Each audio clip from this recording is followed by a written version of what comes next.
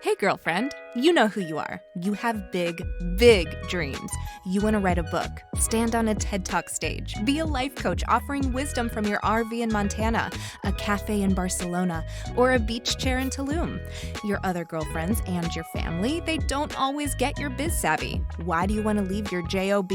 Because you're a C.A.T.S, aka coach, author, thought leader, and speaker. Meet other change makers like yourself and find out how they make it happen.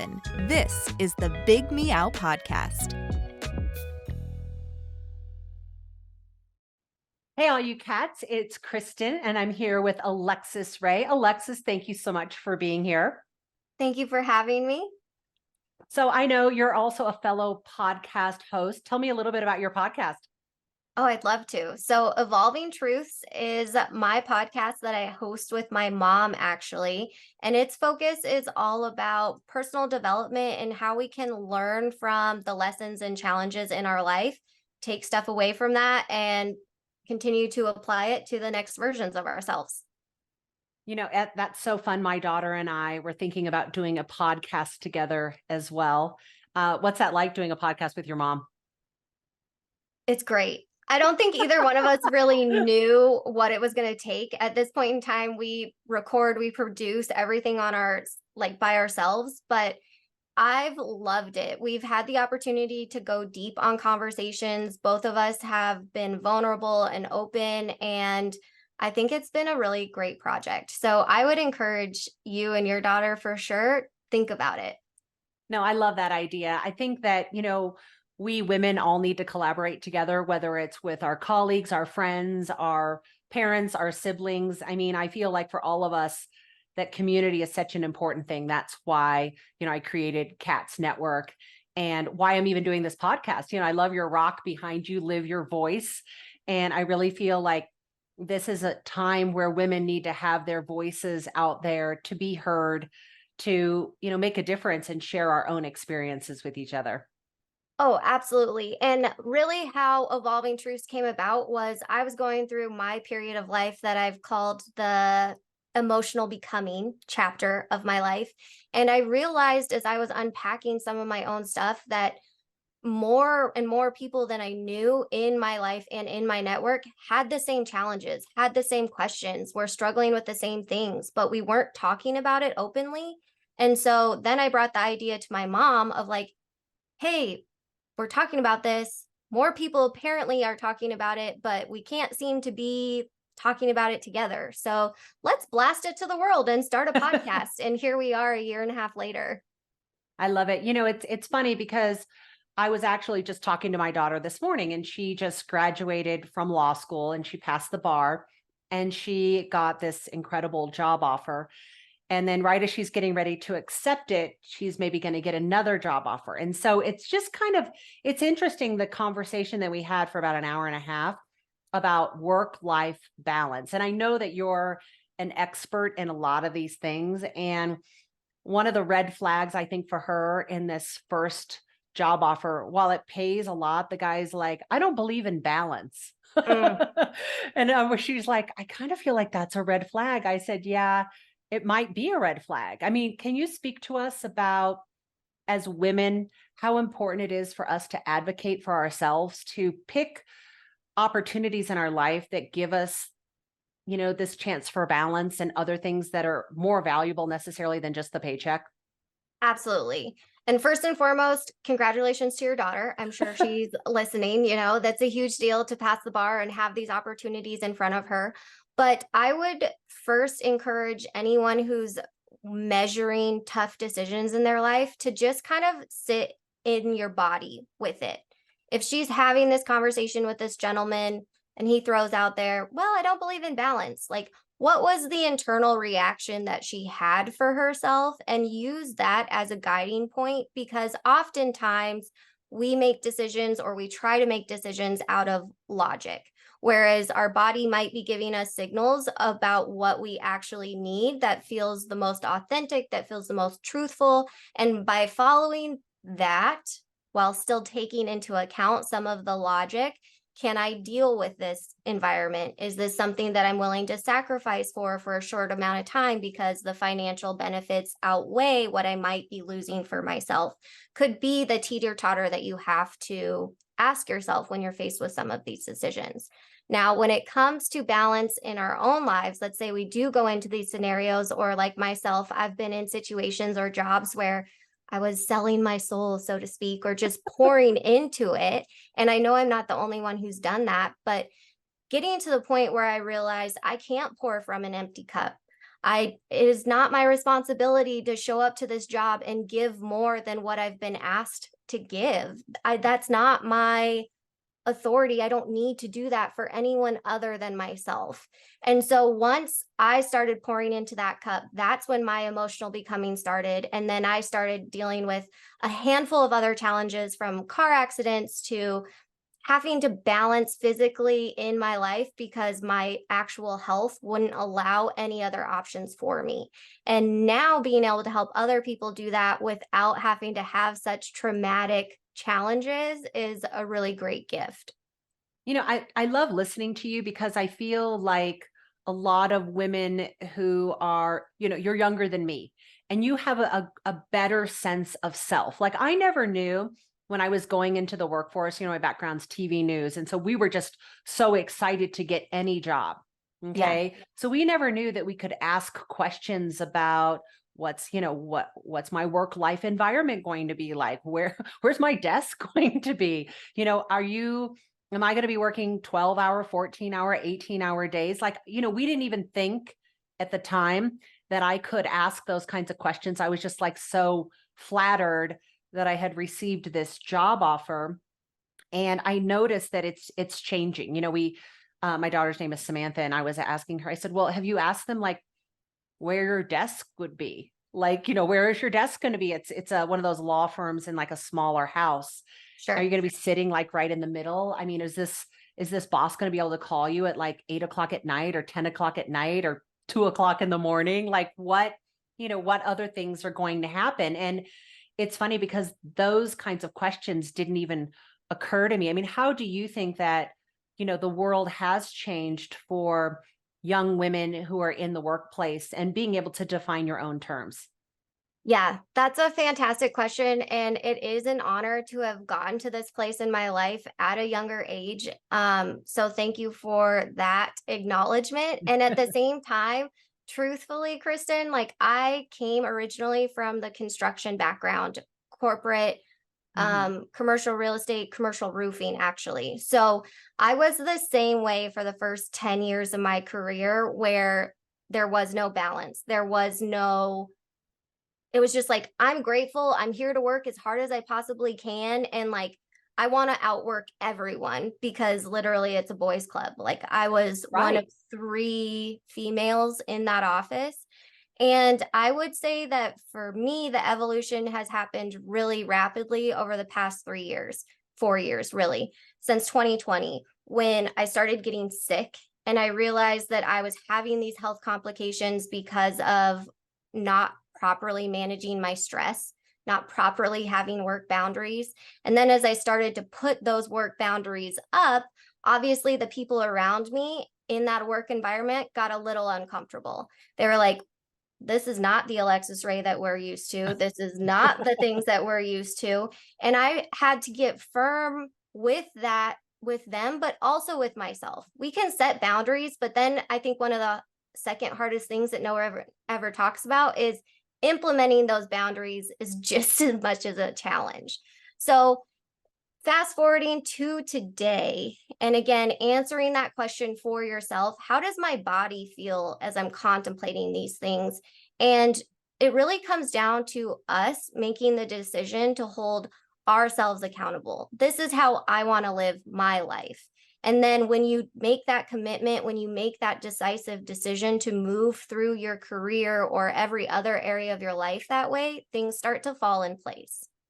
I do believe, Alexis, that the universe pays attention, right? Like, so if we set some expectations, or not even necessarily goals, but like just our vision for how we would like our life to be, and we begin to Absolutely. really, stand behind that and reinforce it with, like you said, your words, your choices, your actions, your requirements, if you will. I do think that the world does adjust to us. Like we can totally decide, am I going to be that doormat? And I think this is a big lesson for women. I mean, the whole reason why I do the Big Meow is women giving other women advice and insight and sharing from our own experiences. And I do feel that, we do have an opportunity, especially when we're in these work environments where there's only 2 or 3 of us and then everyone around us is male. It has a totally different kind of energy. Women have different energy. We process things differently. We like to talk to each other. We collaborate. We're wired differently. And I think there's a lot of power in that feminine style of being in business. Absolutely. And I didn't learn like about feminine or masculine energy until maybe a year ago, if I'm being totally honest. And that is so interesting as well to unpack it and just realize that I can show up in this space how I want to, and I don't have to conform to the expectations. And if they don't like that, then that's not the place for me either. But I really want to circle back to what you were saying about the universe kind of aligning for you. I absolutely believe, and I'm pretty sure this line came from The Alchemist, that the universe Great book. is I love that book. Yeah. it's so good. It's so Yeah. good. I don't know if it's that book or another one, but the universe is conspiring. It wants you to win, right? Yeah. It's going to put things in front of you to take you on your own journey towards the direction you want to go. And something that I've really called or come up with a name for this, because we all have different phrases. We all are trying to say the same thing in different ways. And I call it directional surrender. So I know that there's a point in front of me, something that I want to accomplish, something I want to do. I don't know how I'm going to get there. I don't know when I'm going to get there. I don't know who I'm going to meet along the way, but I can take one decision every day. I can take one action every day that moves me towards that goal. And then eventually I'm going to get there. And in my personal life, that's when I've seen the universe really come to my aid. You are listening to the Big Meow podcast, empowering women entrepreneurs to share their voices, make an impact, and transform the world in a positive way. Sponsored by Orange Cat Content Marketing Agency. I love that. Directional surrender. I mean, you could write a whole book about that. I really feel like that is the core idea behind being a manifester is, saying, okay, this is my set point. There was a book written a really long time ago by this spiritual teacher, Gary Zukav, and he talks about these parallel realities that are available to us, these little set points that are available. And some of them are really close. We can see them. And some of them are further away, but they're all part of our collective destinations, because we have free will choice as human beings. So we can have a higher set point that's more aspirational. It may not arrive as quickly, but I have gone back, over the years and looked at things I've written down, and without fail, every single thing has come to pass.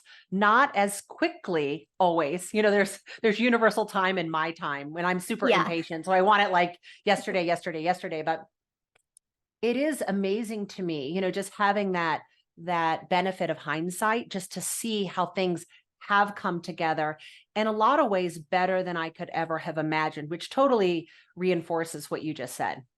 Well, and the other thing that you're touching on is so important is to look back at how far we've come. Right. Like, how often do we actually stop and give ourselves credit for the growth that we've accomplished or the things that we've done in our business that, sure, maybe it's not as soon as we thought it would be, or the outcome wasn't how we thought we were going to get there. But look at where you are today compared to 6 months ago, 6 years ago, and acknowledge that at the same time as aiming for where you want to go next. I am not familiar with the author that you just mentioned, but a movie that recently came out, it was last year, The Rage. You're going to have to tell me if you're familiar with it, but Everywhere, Everything, All at Once. Oh yeah, right. That one was great. Yeah. something along those lines. That was my first time like visually getting to see those multiple realities that you were talking about. And it was mind blowing. I loved it. I'm still figuring out how to like comprehend it, but the more we continue to learn, it's like, whew, the universe is out there for us to do whatever we want in it. You're giving us such profound advice, and I just love it. I love it coming from you, especially because I feel like there's a lot of hope for just this new generation of women. I mean, I'm so excited about that because, even what you said is we've got to stop and give ourselves credit for things that have happened. And I just remember reflecting back, I just powered through a lot of stuff in my life. And at one point, I was offered 2 gold awards at a ceremony in New York City. And I was like, oh, I'm too busy to go. And I didn't go. You know what I mean? And I think that I know. I look back and I was like, no, I just got goosebumps. I know I had to work this conference, and I should have just said, no, I'm not going to work at this conference. I'm going to go and like accept, these awards for entrepreneurship, or I'm going to celebrate, this achievement that I've made. And there is a long list of that. And I just think that your point about stopping, pausing, recognizing when we have reached certain achievements, and honoring that and then building upon that, because otherwise it just takes such a toll. It's such a churn, right? And you run out of energy because you're just like, gosh, I'm always pouring in. And if we don't pour back into ourselves, no one else is going to. Yes. Oh my gosh. I had a roommate tell me, she's a single mom. She's a beast. She's the main provider. Yeah. And we were having a conversation about life, basically.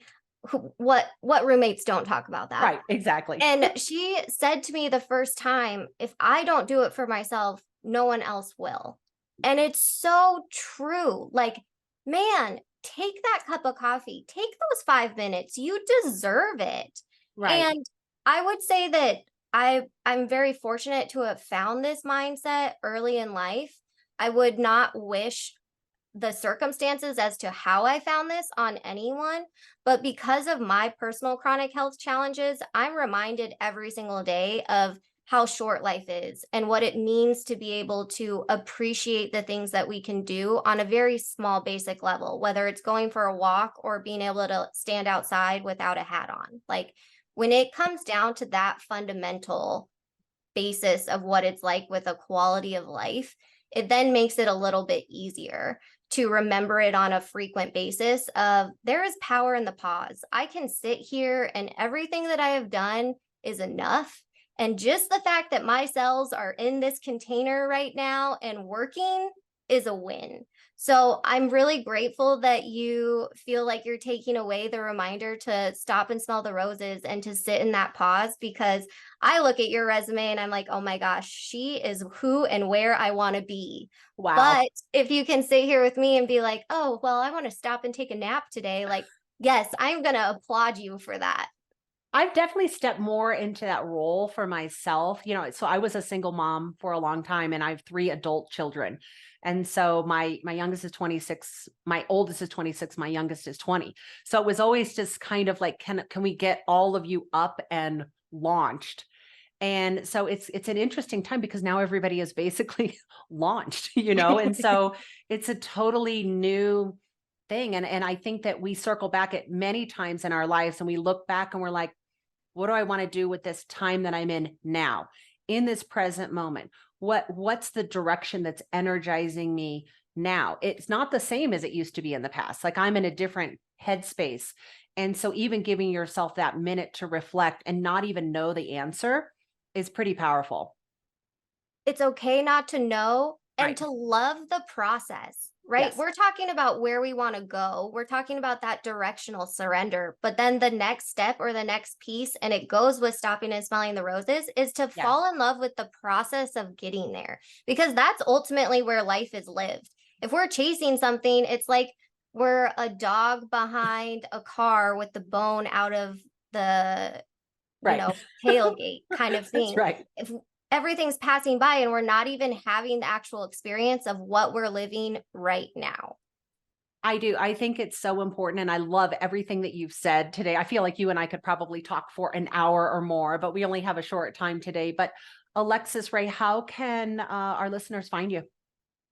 Thank you for having me. Also, you Yeah. can welcome me back anytime, Yes. or I'd love to have you on my podcast. Yeah. That Oh, I be would love so that. cool. But anybody listening can find me at alexusrae.com. My name is spelled like the car. So Alexus and then RAE.com. And on social media, I'm Miss_Alexus Rae. I love it. Well, thank you so much for your time today. And I love your wisdom and directional surrender. I'm going to hold that close. I might use that with some of my clients. I appreciate it. And I look forward to connecting with you again. Thanks, Alexus. Bye-bye. Are you looking for authentic connections, business mentorship, and a supportive community? Join C.A.T.S Network. Thank you for listening to the Big Meow podcast. Please subscribe, give us a 5-star review, and share this episode with your community.